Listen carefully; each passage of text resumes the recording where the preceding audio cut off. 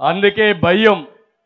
ఆయన చెప్పిన హామీల్ని మనం అడుగుతామనే ఉద్దేశంతోనే భయపడి ఎక్కడా పెట్టే పరిస్థితి లేదు. నిన్న మొన్న ఒక వింత చూశారు. 30 సంవత్సరాల నుంచి తెలుగుదేశం పార్టీ భువనేశ్వర్ గారు మా మిస్సెస్ ఒక పిలిపిచ్చారు. పల్లె పిలుస్తుంది, రా కదిలి రా, మనం అందరం గ్రామాలకు పోవాలని సంక్రాంతి సమయంలో పిలిపించారు.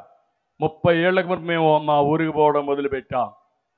ప్రపంచంలో ఎక్కడ ఉన్నా తెలుగువాడు సంక్రాంతికి సొంత గ్రామానికి రావాలని ఒక స్ఫూర్తినివ్వడానికి పనిచేశాం. నిన్న మొన్న చూశారు, హైదరాబాద్ కదిలి నేరుగా సొంత గ్రామానికి వచ్చారు. రోడ్లు పట్ల, ట్రైన్స్ పట్ల బ్రహ్మాండంగా వచ్చారు. అది స్ఫూర్తి. కానీ ఇతను చేసిన పని ఏంటి? ఇంటి పక్కన ఒక దేవాలయం కట్టేశాడు ప్రభుత్వ డబ్బులతో. మనమందరం దేవుడి దగ్గరికి పోతాం, ఈయన మాత్రం దేవాలయం కట్టేశాడు. పక్కన మనం పల్లికి వస్తాం, ఈయన ప్యాలెస్లో పల్లి కట్టాడు. గొప్పవాడే కదా. ఇలాంటి వ్యక్తులు ఈయన సమాజానికి అవసరమా అని మిమ్మల్ని అడుగుతున్నా.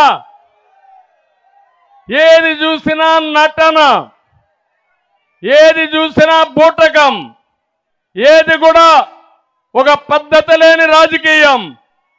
అలాంటి వారి వల్ల ఏమీ లాభం లేదని చెప్పి కూడా నేను మీకు తెలియజేస్తున్నా.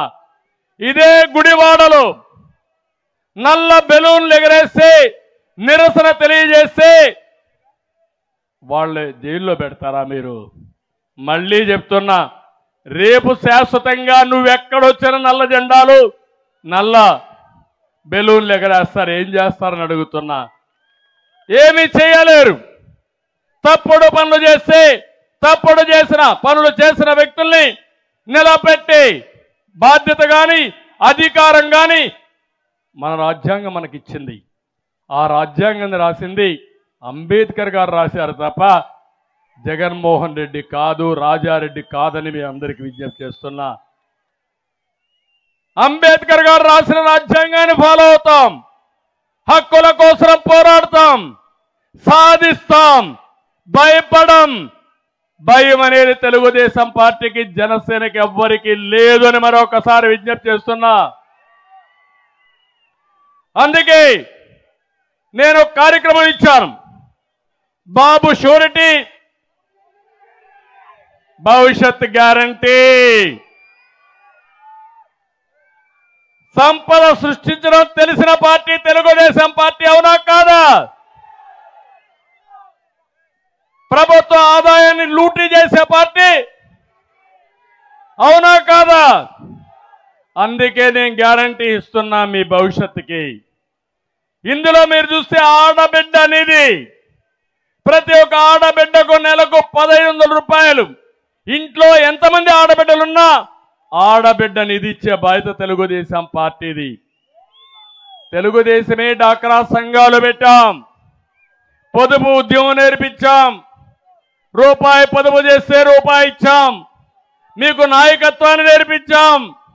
మళ్ళీ మహిళలందరినీ ఒక శక్తివంతమైన మహిళలుగా తయారు చేసే బాధ్యత తెలుగుదేశం పార్టీ తీసుకుంటామని నా ఆడబిడ్డలకు హామీ ఇస్తున్నా. ఇంకో పక్క తల్లికి వందనం. ఎంతమంది పిల్లలుంటే అంతమందికి 15,000 రూపాయలు ఇచ్చే కార్యక్రమానికి శ్రీకారం చుడతాం. చదివించడం మన బాధ్యత. పిల్లల కోసం పిల్లల్ని సరిగా చదివిస్తే ఆ పిల్లలే మనకు పెద్ద ఆస్తి. దీనికి కూడా ముందుకు పోతామని చెప్పి నేను మీకు తెలియజేస్తున్నా. ధరలు పెరిగాయి, దీపం పెట్టాను, గ్యాస్ సిలిండర్లు ఇచ్చాను. ఇప్పుడు మళ్ళీ హామీ ఇస్తున్నా, 3 సిలిండర్లు ఉచితంగా మా ఆడబిడ్డలకు అందిస్తాం. ఇంకో పక్క దర్జాగా ఆర్టీసీ బస్సుల్లో ఉచిత ప్రయాణ సౌకర్యం ఏర్పాటు చేస్తామని మా ఆడబిడ్డలందరికీ హామీ ఇస్తున్నా.